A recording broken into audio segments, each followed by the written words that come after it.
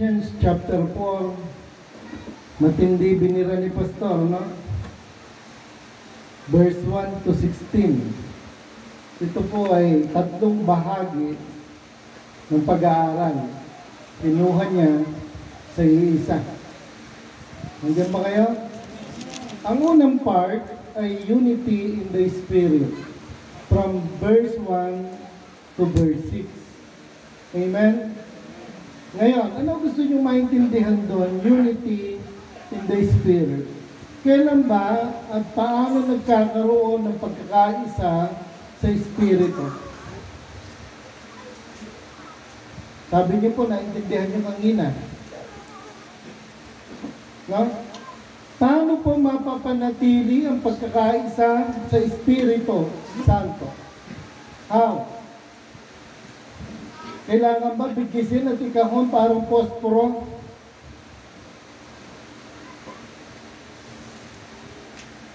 Paano po?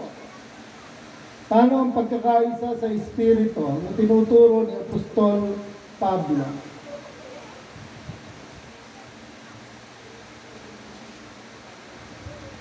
Hello?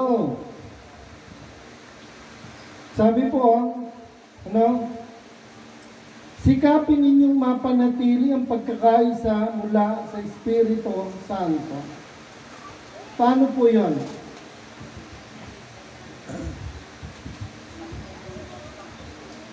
Paano? Yung nagsabing may naintindihan kanina, sumagot po.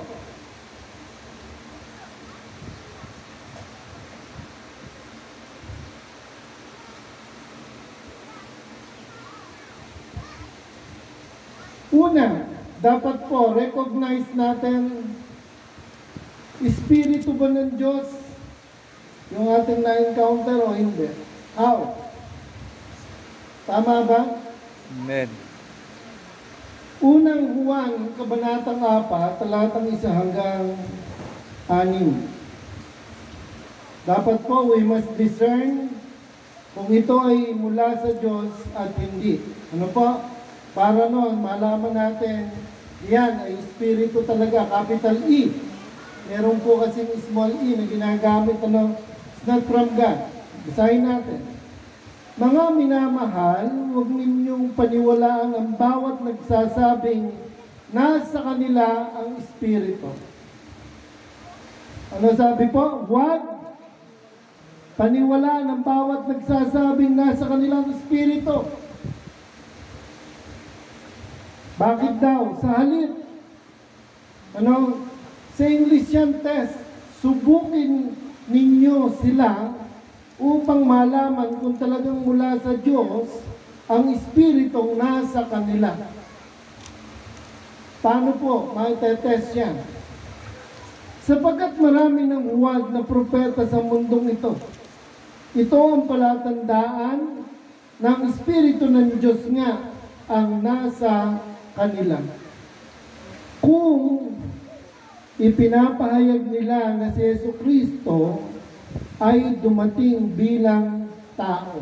Ano ibig sabihin po nun? Kasi may part doon, ano, sinabing siya ang bumaba mula sa langit, kaya siya rin ang umakyat sa langit. Tama ba?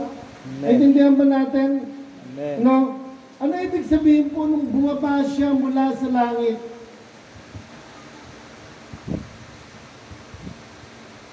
No? Sabi po, dumating bilang tao. Marami pong religious sector na hindi po naniniwalang siya'y bumaba na tao agad.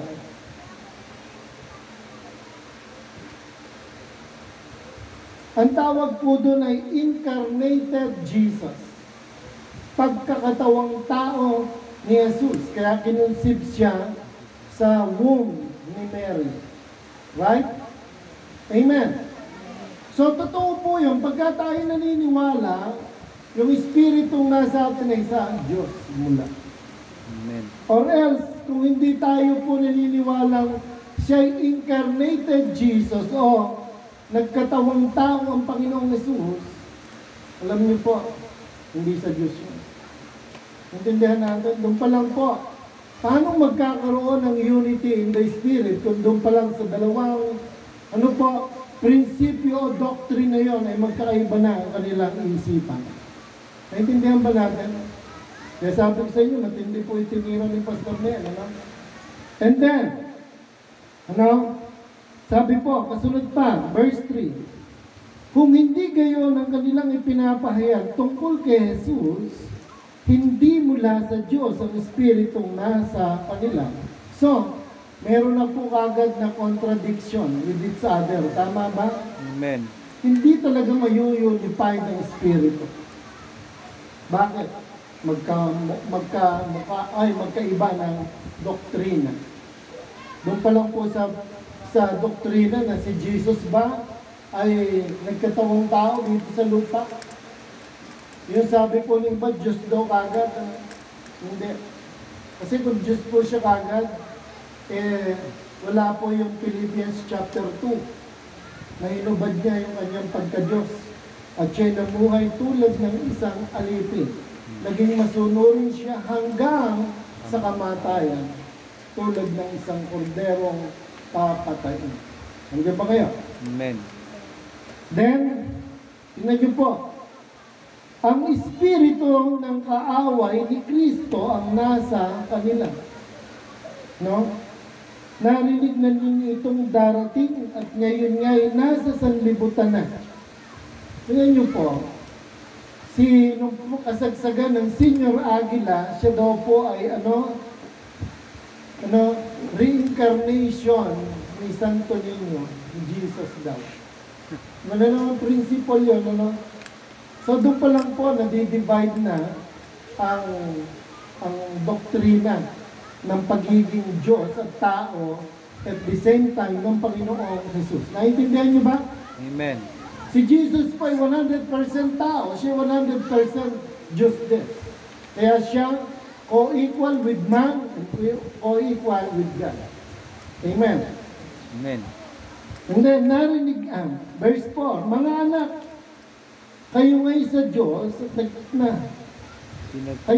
sa Diyos at napagtagumpayan ng inyo ang mga huwad na propeta sapagkat ang Espiritong nasa inyo ay mas makapangyarihan kaysa Espiritong nasa mga makasanlibutan. Bakit po? Ano ba ang role ng Espiritu Santo? Tingnan nyo, sa John chapter 14, kung talaga ang Espiritu Santo ay nananahan sa atin, sabi po, verse 26 ng John chapter 14, ngunit ang patnubay ang Espiritu Santo na isusugo ng Ama sa pangalan ko. Ano sabi po? Ang siyang magtuturo sa inyo ng lahat ng bagay at magpapaalala ng lahat ng mga sinabi ko sa inyo. Mamamali pa ba tayo? Bakit po? Kasi ang Espiritu ay katotohanan. Right? Amen. Tingnan niyo po, chapter 5 ng 1 John, verse 6 and 7. Tingnan niyo, verse 6 na lang. Sige po, isa na lang. Hindi ko na paapain masyado.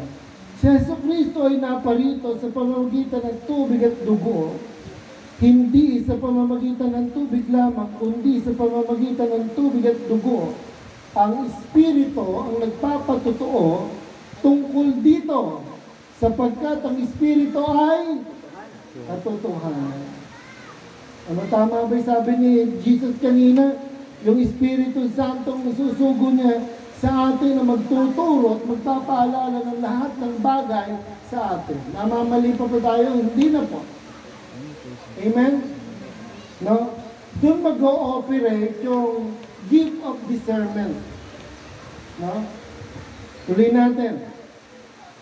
Sila'y mga sanlibutan, kaya't mula rin sa sanlibutan ang tinuturo nila. At nakikinig sa kanila ang mga makasanlibutan. Ano ibig sabihin nito? Merong pagtuturo po, ang context ay purely earthly.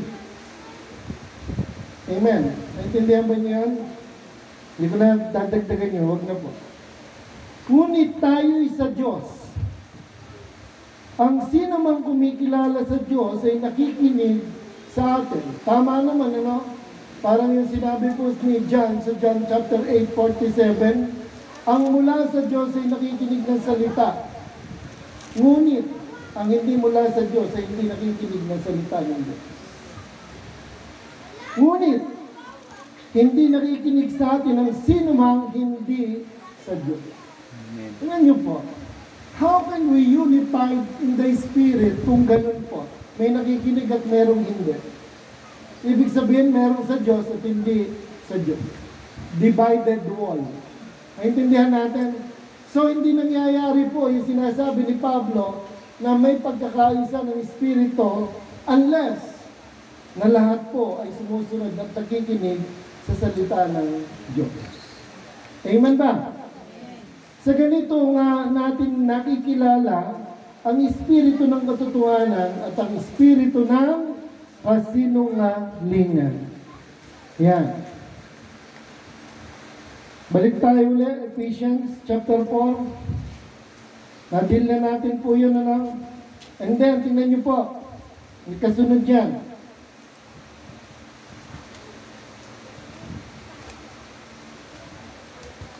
Verse 7. Nung nagka-unification na unified na po ang Espiritu Santo, dahil recognize na ng lahat ng mananampalataya na iisa lang ang Panginoon, isang faith, isang bautismo, isang Diyos ang Ama ng lahat. And then po, binigyan ngayon ng mga natatanging kaloob ang bawat sumampalataya sa Panginoon. Lahat ba tumanggap ng kaloob? Hindi. Kung hindi, bakit po hindi tumanggap? Ha? Ang bawat isa sa atin nakatanggap ng tanging kaloob ayon sa sukat na ibinigay ni Kristo. Meron ba lahat? Mayroon. Mayroong lahat ng palataya. Meron lahat? Hindi lang Hindi alam. nag-ooperate. Hindi alam eh. Ay, binigyan tapos di tinanggap. Ba't ganon? Binigyan pa so kaya lang nila alam kung ano yung mga kaloob nila. Tinanggap mo hindi? Oh, paano nangyari doon? Tingnan nyo, malinaw po. Bawat isa sa ating nakatanggap ng tanging kaloob ayon sa sukat na ibinigay ni Kristo. Bawat isa. May iba nga, doble-doble pa. Ha? May iba pa so, doble pa nga ang Oo. kaloob. Meron, wala namang problema kay Lord po yung multi yun eh. Oh. Gifted ka. Wala namang problema po dun eh. No? Pwede kang one-man show, eh, no? one band, ano? Okay.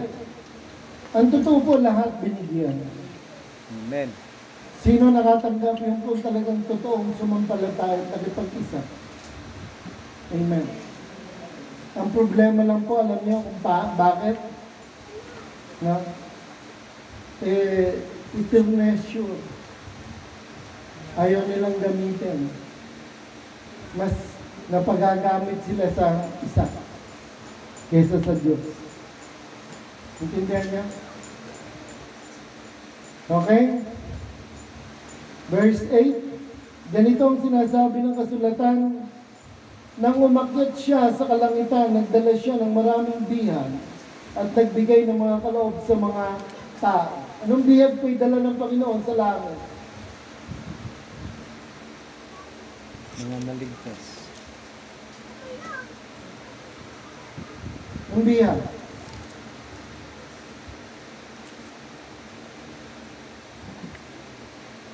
Mga kaluluwa, nabihag.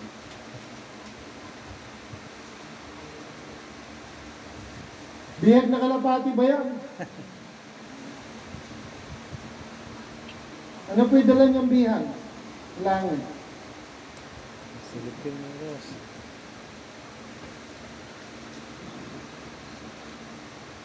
Yan. Assignment niyo. Verse 9. Anong ibig sabihin ng umakyat siya Tingnan niyo po, ang ibig sabihin niya ay bumabamo na siya sa mga kalalimang bahagi ng lupa. Kailan nangyari yun? Sa kailaliman daw ng lupa. Nakita ba natin ang Panginoong Hesus ay pumunta sa kailaliman ng lupa?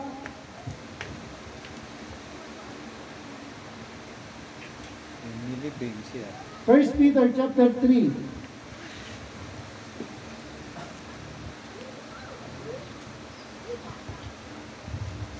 18 and 19. Sapagkat si Kristo na walang kasalanan ay namatay ng minsan para sa inyo ng mga makasalanan, upang iharap kayo sa Diyos, siya ay pinatay sa laman at muling binuhay sa Espiritu. Tingnan niyo po, sa kalagayang ito, nung siya po ay nakalibing, patay siya, na ano ginawa niya, nagpunta siya at nangaral sa mga espiritu na kabilang ko. Saan yun? Sa kalaliman. Mga patay na po. Amen. Na mga hindi nakarinig ng magandang balita. Amen? Ginilab ng Panginoong Jesus ang opportunity na yun nung siya po'y nakalibing, para po yung mga unang tao, nung unang panahon, na hindi nakarinig ng magandang balita ay makarinig. Bakit po? Hindi pwedeng hukuman o hatulan ng isang taong hindi nakarinig ng magandang balita. Tulad ng sinasabi sa Matthew 24, verse 14. Ipapangaral sa lahat ng bansa sa buong daigdig. And I quote lang yan, paraphrasing. Ang magandang balita ng paghahari ng Diyos at saka darating ang wakas. Kailangan makarinig ang lahat ng tao bago po dumating ang judgment ng paghato. Amen. Right? Verse 10, ang bumaba rin ang siyang umakyat sa kaitaasan ng kalangitan upang mapuno ng kanyang presensya ang buong sanglibutan. And then, ano ginawa niya? At binigyan niya ang ilan ng kaloob upang maging mga apostol. Ang iba naman yung mga propeta, ang iba yung mga evangelista, ang iba yung mga pastor at mga guro. Why? Bakit niya binigay po ang fivefold ministry? Ang tawag po dyan ay fivefold ministry. Upang ihanda ang lahat ng mga hinirang, upang maging matatag ang katawan, ihanda sa paglilingkod ang lahat ng mga hinirang upang maging matatag ang kanyang katawan ni Kristo. Doon po dapat maipalabas yung lahat ng kaloob na tinanggap ng mga nakipag-isa sa Diyos o nanampalataya.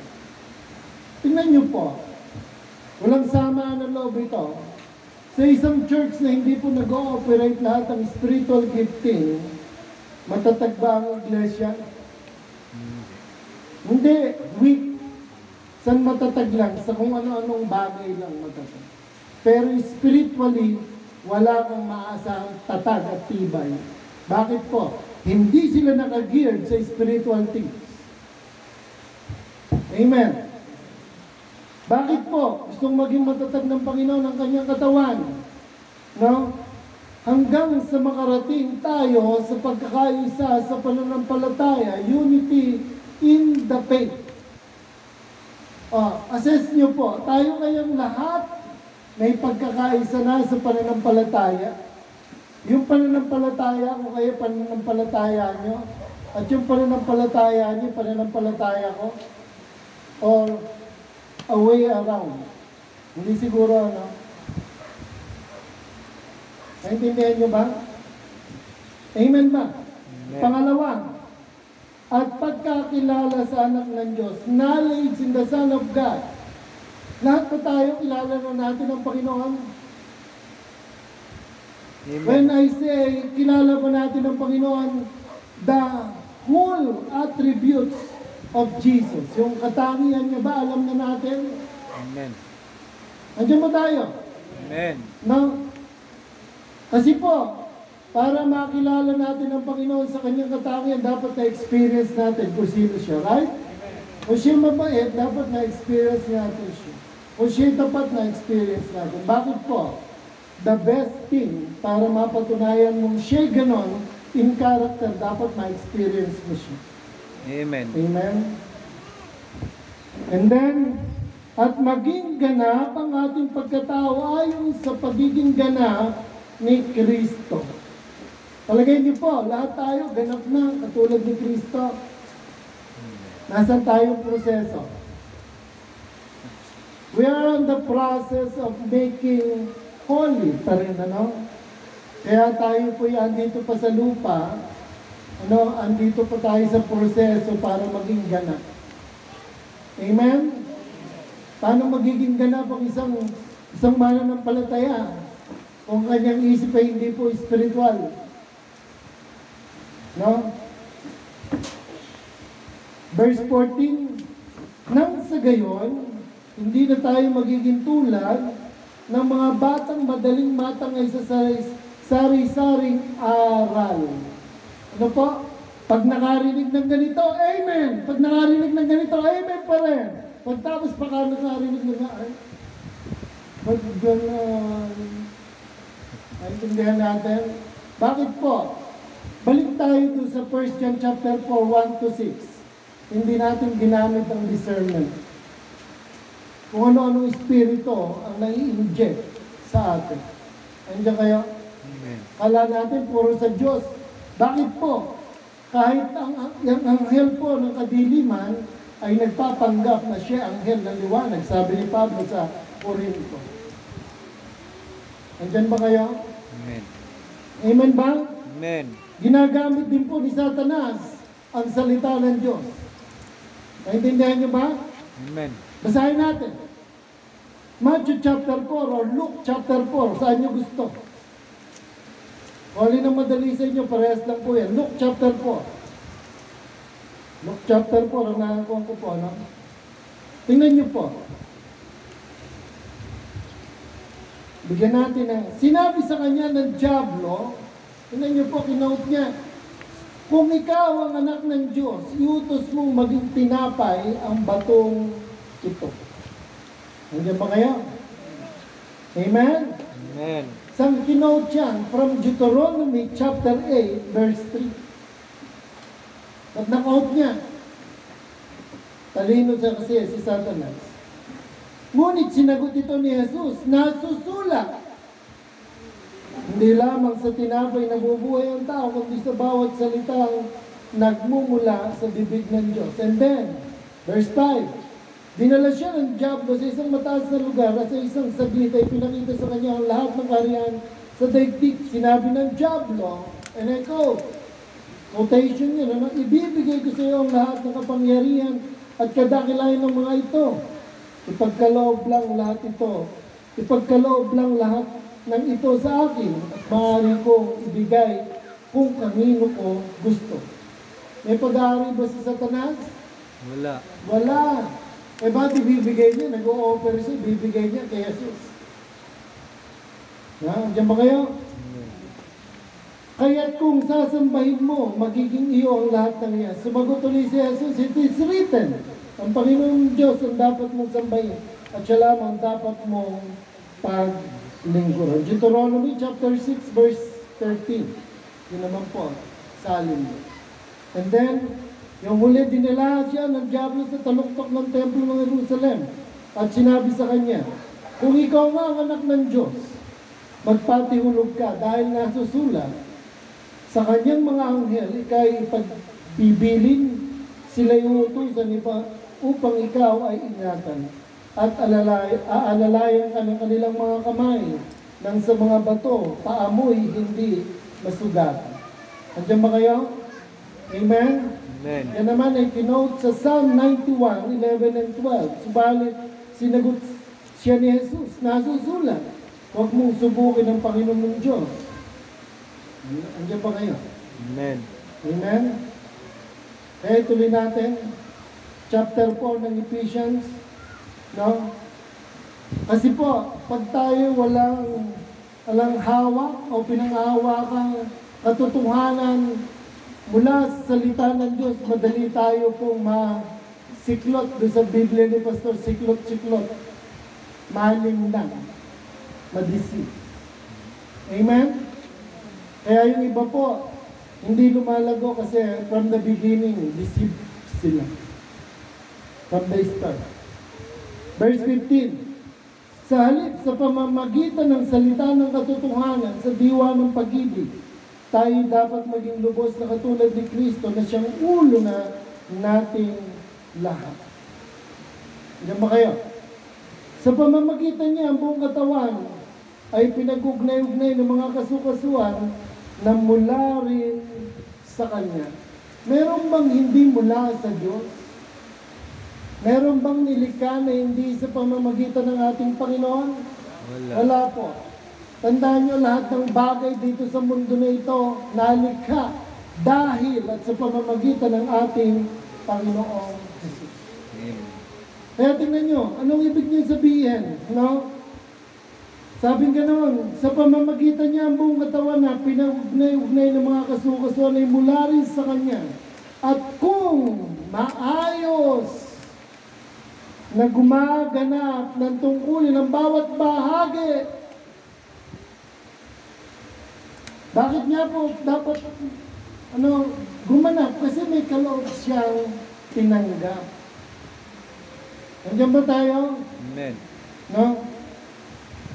Kung maayos na gumaganap ng tungkulin ng bawat bahagi, lumalaki ang katawan at pinatatatag nito ang sarili. Ano ibig sabihin po nun? No, lumalaki daw ang katawan. The principle is multiplication. Amen ba? At ano daw? Pinatatatag nito ang sarili. Kaninong sarili? Doon sa tumutupad ng tungkulin. Sige po, magturo ka na magturo pag hindi na-equip ka nang na-equip. Tama ba? Ito yung mga chismosa, ang gagaling. No? Yung chismosa, araw-araw, chichismis, agagaling tong mag-chismis. Tama ba? Amen. Diyan ba tayo? Walang katuturan, nabibigyan ng katuturan at naghahalak-gakam pa. Eh kung i-divert mo yan sa spiritual, eh di nakinabang pa ang katawan ng ating Panginoon. Doon pa lang po nangyayari at mangyayari ang unity in the Spirit. Kung ang lahat ng katawan ay gumagawa ng kanyang tungkol. Amen? Okay, may tanong pa ba doon? Sige, tanong. Sa may unang Pedro. Unang Pedro, 3. Pansin ko po doon yung espiritu. Ha? Mali po yung X. Maliit yung espiritu. Wala mo pasok yung pastor yung espiritu. Lahat po tayo may espiritu. Yung espiritu dyan, yung espiritu ng mga namatay. Hindi yung na babalik kasi sa Diyos yung espiritu, di ba? Maliit yun. Espiritu natin, yung buhay. Espiritong nakabilanggo. Mga, ibig sabihin, patay na sila doon. Panahon na yun. Doon nagpunta ang Panginoon doon sa kalaliman na yun. Nagturo siya. Kuha na, gets na. Espiritu ng Okay ba? Sige Amen. po, tanong pa. Wala namang problema, kayo lang po ang masyadong religious sa oras eh. Meron bang ordinansa na tinakda, pastor, ang iglesia nito na tayo hanggang alas 4 lang? Meron bang gano'n? Wala. Meron ba? Wala. Dapat nilimitahan niyo po ang Diyos para kumilos sa iglesia nito. No? Kung kayo makikinabang, dapat walang limitasyon sa oras. Mas ako nga napapagod, ako nagsasalita, tama ba? Eh hindi. Tagal-tagal naman. Okay ba? Meron pa ba? Sino pa? So yung bihag po. Bihag. Assignment yun na. Ha? Kahit hindi exact na Bihag. Parang pinipilit mo ako. para po masabi ko din po bukas. Ayan. Nakadepende ka lang. Mali. Ano? Tingnan natin. Bihag. Ano?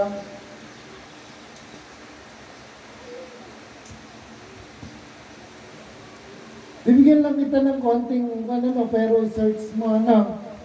Ha? Ang bihag po, di ba? Bigyan lang kita ng bird's eye view. No? Ang bihag, halimbawa, nagpakawala ka ng kalapati. No? Tapos yung kalapati mo pag-uwi, may kasama. Right? Bihag yun. Sa Panginoong Hesus, nung siya po'y namatay, nag-resurrect, and then nag-ascend sa langit, anong idea nyo na dala niyang bihag? Kaluluwa. Mga tumanggap sa kanya sa kailalim. Ha?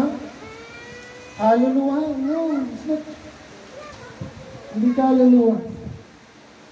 1 Corinthians chapter 15, bigay ko na nga ang detail yun.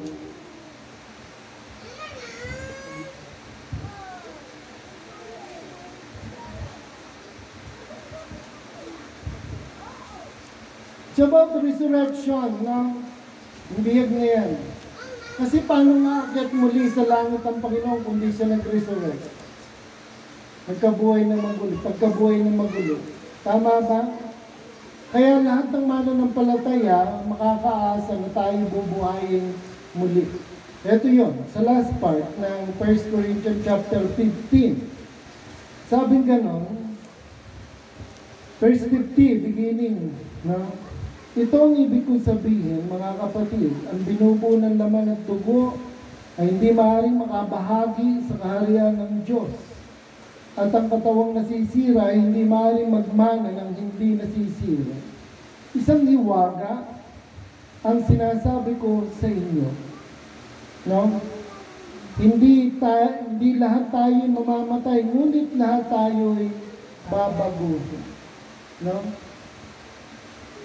Sa isang sandali, sa isang mata, kasabay ang huling pag-ihip ng trumpeta, sapagkat sa pagtunog ng trumpeta ang mga patay ay muling bubuhay at di na muli mamamatay.